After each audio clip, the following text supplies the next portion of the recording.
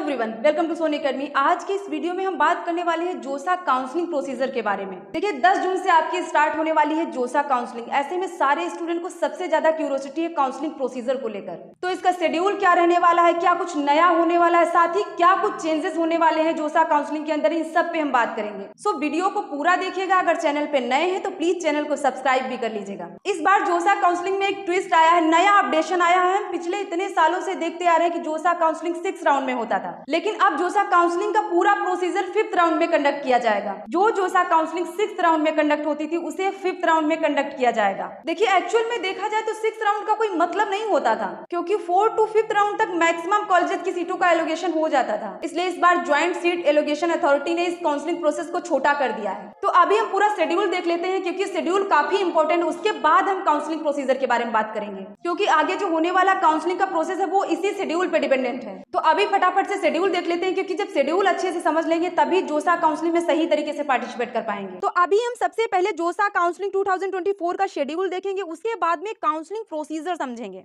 आप देख पा रहे होंगे 9 जून को 10 बजे जेईई एडवांस का रिजल्ट आएगा। 10 जून को शाम 5 बजे से candidate registration and choice filling start होगी, और 15 जून को दोपहर 2 बजे से मॉक सीट एलोकेशन डिक्लेयर होगा। जिन बच्चों ने 10 जून से 14 जून के रात 8 बजे तक जितने बच्चों ने चॉइस फिलिंग कर दिया होगा, उन सब के बेस पे 15 जून को दोपहर 2 बजे फर्स्ट राउंड का मॉक शीट एलोकेशन डिक्लेयर होगा। 17 जून को 12:30 बजे से second mock seat allocation declare होगा। उसके बाद 18 जून शाम 5 बजे तक candidate registration and choice filling का टाइम दिया गया है। देखिए इस बार चॉइस फिलिंग के लिए आप सभी को बहुत कम टाइम दिया गया है। लास्ट ईयर तक 11 दिन का समय मिलता था चॉइस फिलिंग के लिए, लेकिन इस बार 9 दिन का ही टाइम दिया गया है। 20 जून को फर्स्ट राउंड का सीट अलॉटमेंट डिक्लेयर होगा, और 20 जून से 24 जून के बीच में फर्स्ट राउंड में जिन जिन बच्चों को सीट मिलेंगी उसके लिए उन्हें ऑनलाइन रिपोर्टिंग करना, फी पेमेंट करना, डॉक्यूमेंट अपलोड करना होगा। यानी 24 जून शाम 5 बजे तक आपको फर्स्ट राउंड की सीट अलॉटमेंट के लिए ऑनलाइन रिपोर्टिंग करके फीस का पेमेंट करके सीट रिजर्व करना होगा। 27 जून शाम 5 बजे से आपका सेकेंड राउंड का सीट एलोकेशन आएगा। 1 जुलाई तक आपको ऑनलाइन रिपोर्टिंग का टाइम मिलेगा। हर राउंड में 4-4 दिन का टाइम दिया गया है। 4 जुलाई को आपका थर्ड राउंड का सीट एलोकेशन आएगा, और 8 जुलाई तक ऑनलाइन रिपोर्टिंग का टाइम दिया जाएगा आपको। 10 जुलाई को आपका फोर्थ राउंड का सीट एलोकेशन आएगा, और 15 जुलाई तक ऑनलाइन रिपोर्टिंग का टाइम मिलेगा, और आपका 17 जुलाई को फिफ्थ यानी फाइनल राउंड का सीट एलोकेशन आएगा। 22 जुलाई तक ऑनलाइन रिपोर्टिंग का टाइम दिया जाएगा। 23 जुलाई को फिफ्थ यानी फाइनल राउंड कंप्लीट हो रहा है। देन आगे जाकर एनआईटी प्लस सिस्टम के लिए सीसैप राउंड की काउंसलिंग होगी। अभी आपने काउंसलिंग शेड्यूल को अच्छे से समझ लिया होगा। आपका काउंसलिंग शेड्यूल जोसा की ऑफिशियल वेबसाइट पर रिलीज भी कर दिया गया है, तो आप वहां से भी देख सकते हैं। वीडियो में आगे हम जोसा काउंसलिंग के कंप्लीट प्रोसीजर के बारे में बात करेंगे, लेकिन उससे पहले मैं आप सभी को बता दूं अभी सारे बच्चों के एग्जाम हो गए हैं। बहुत सारे बच्चों का अच्छा परसेंटाइल बन रहा होगा, और बहुत सारे बच्चों का कम परसेंटाइल बन रहा होगा, जैसे कि 80 परसेंटाइल, 75 परसेंटाइल, मतलब जिनके भी 90 परसेंटाइल से कम है और उनको लगता है कि हमें एनआईटी नहीं मिल पाएगा, ट्रिपल आईटी नहीं मिल पाएगा, तो मैं आप सभी को बता दूं कि आप सभी के लिए एक बेहतरीन कॉलेज है, क्वांटम यूनिवर्सिटी। जी हाँ, क्वांटम यूनिवर्सिटी जो न्यू टेक्नोलॉजी के साथ में ब्रांचेस लेकर आया है। मैं इसकी लोकेशन के बारे में एक्सप्लेन करूं तो यह रुड़की देहरादून हाईवे उत्तराखंड में है, लेकिन इसकी सबसे अच्छी क्वालिटी यह है ना कि यहाँ पे आपके बीटेक कंप्यूटर साइंस का कोर ब्रांच और साथ में स्पेशलाइजेशन बहुत ही अच्छे तरीके से न्यू टेक्नोलॉजी के साथ में अपडेटेड सिलेबस के अनुसार आप सभी की तैयारी करवाई जाती है। आपको पता होगा कि बहुत सारे कॉलेजेस में प्लेसमेंट को लेकर कोई ध्यान ही नहीं दिया जाता है।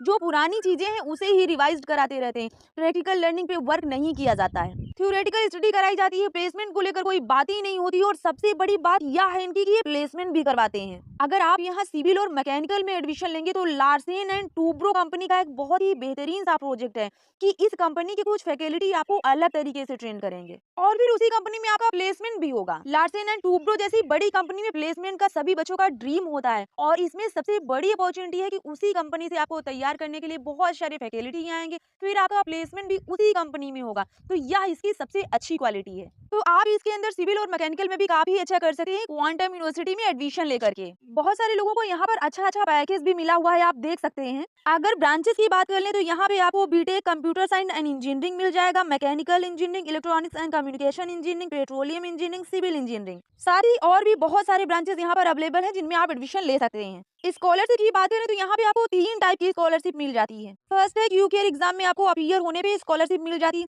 सेकेंडली जेईई मेन रैंक पर भी आपको स्कॉलरशिप मिल जाती है। थर्ड है 12th के परसेंटेज पर भी आपको स्कॉलरशिप मिल जाती है। बाकी फॉर्म का लिंक डिस्क्रिप्शन में मिल जाएगा। आप फॉर्म फिल करने के बाद कॉलेज टीम से खुद ही सवाल जवाब कर सकते हैं। वो सारी चीजों के बारे में आपको बहुत अच्छे से गाइड कर देंगे। अब हम बात कर लेते हैं सबसे इम्पोर्टेंट पॉइंट यहाँ के प्लेसमेंट के बारे में। अगर हम बात यहाँ के हाईएस्ट पैकेज की करें तो यहाँ का highest package 68 lakh rupees per annum का है। वहीं एवरेज पैकेज 5,80,000 है, जो कि काफी अच्छा है। आप देख सकते हैं यहाँ पर बहुत सारी बड़ी बड़ी कंपनीज प्लेसमेंट के लिए आती रहती है, जो आपको बहुत सारी अपॉर्चुनिटी प्रोवाइड करती है। इसलिए आप इस यूनिवर्सिटी के फॉर्म को फिल कर लीजिए। डिस्क्रिप्शन में लिंक दिया गया और अपने दोस्तों को भी ये गुड न्यूज शेयर करिए ताकि उनको भी इस बेहतर कॉलेज के बारे में पता हो सके। इसके साथ ही अगर आपको क्वांटम यूनिवर्सिटी के अलावा किसी भी दूसरे कॉलेज में एडमिशन चाहिए तो आप privatecollegeadmission.com वेबसाइट को विजिट कर सकते हैं। यहाँ पर सारे कॉलेजेस की लिस्ट आपको मिल जाएगी, जिससे आप पूरी डिटेल जान सकते हैं। इस वेबसाइट का लिंक आपको डिस्क्रिप्शन में मिल जाएगा, वहाँ से विजिट कर सकते हैं। अब हम बात कर लेते हैं जोशा काउंसलिंग में फी, एलिजिबिलिटी क्राइटेरिया और काउंसलिंग प्रोसेस की। तो सबसे पहले फीस की बात कर लेते हैं। तो जोशा काउंसलिंग रजिस्ट्रेशन में कोई चार्ज नहीं लगता है। ये एक फ्री काउंसलिंग है, मतलब 0 फीस। तो काउंसलिंग प्रोसेस की बात करते हैं तो सबसे पहले आप रजिस्ट्रेशन करेंगे। रजिस्ट्रेशन के बाद आप चॉइस फिलिंग करेंगे। चॉइस फिलिंग के बाद आप 5 राउंड में पार्टिसिपेट करेंगे और जिस राउंड में आपको सीट मिलेगी आपको सीट एक्सेप्टेंस फीस देना पड़ेगा, जो जनरल ओबीसी ईडब्ल्यूएस के लिए 40,000 और एससी एसटी पीडब्ल्यूडी के लिए 20,000 है। सीट एक्सेप्टेंस फीस आपको सिर्फ एक बार देना और फिर लास्ट में आपको पार्शियल एडमिशन फीस भी देना होगा। Partial admission fees general OBC EWS के लिए 36,000 है और एससी एसटी पीडब्ल्यूडी के लिए 16,000 है। अगर आप सीट एक्सेप्टेंस फीस दे देते हैं और पार्शियल एडमिशन फीस नहीं देते हैं तो भी आपकी सीट कैंसिल हो जाएगी। तो आपको सीट एक्सेप्टेंस फीस पहले देना, क्योंकि जैसे ही आपको सीट मिलेगी और अगर आप सीट एक्सेप्टेंस फीस नहीं दोगे तो सीट फिर आपके हाथ से निकल जाएगी। और सीट एक्सेप्टेंस फीस दे दिया और पार्शियल एडमिशन फीस नहीं दिया तो भी सीट आपके हाथ से निकल जाएगी। तो इन सारी चीजों का आपको ध्यान रखना है। अब एलिजिबिलिटी क्राइटेरिया की बात कर लें तो जनरल के लिए 75% इन बोर्ड और एससी एसटी के लिए 65%। आईआईटीज के लिए जेईई एडवांस का रैंक कार्ड लगेगा और एनआईटीज प्लस सिस्टम के लिए जेईई मेन का रैंक कार्ड लगेगा। और इस बार का जो सबसे बड़ा चेंजेस है वो ये है कि जोसा काउंसलिंग टोटल 5 राउंड में कंडक्ट की जाएगी। साथ ही जोसा काउंसलिंग प्रोसेस में इन सारी चीजों का क्या मतलब है हम एक एक करके जानेंगे। Slide, float, freeze, exit, withdraw, ये सारी चीजें क्या है, इन सारी चीजें आपको जाननी चाहिए क्योंकि आप इस प्रोसेस से गुजरने वाले हैं। तो आपको पूरी जानकारी होनी चाहिए। देखिए, काउंसलिंग के टाइम अगर इस तरह के ऑप्शंस आपके सामने आते हैं तो आपको बिल्कुल भी कंफ्यूज नहीं होना है। देखिए, अगर आपको सीट पसंद नहीं है, आप इम्प्रूवमेंट करना चाहते हैं तो आपको स्लाइड का ऑप्शन चुनना होगा। ये ऑप्शन आपको तभी चुनना है जब आपको कॉलेज पसंद हो और आप ब्रांचेस में इम्प्रूवमेंट करना चाहते हैं, तभी ये ऑप्शन आपको चुनना है। लेकिन फ्लोट का ऑप्शन उन्हें चुनना है जिन्हें ना कॉलेज अच्छा मिला है और ना ही ब्रांचेस अच्छी मिले हैं, वो दोनों को चेंज करना चाहते हैं। तो ऐसे में आपको ये वाला ऑप्शन चुनना है जिससे आप कॉलेज और ब्रांच दोनों को चेंज कर पाएंगे। साथ ही आपको सीट मिल गई और अगर आपको सीट पसंद है तो आपको फ्रीज करना है। एग्जिट और विड्रॉ का मतलब तो आप समझते ही होंगे।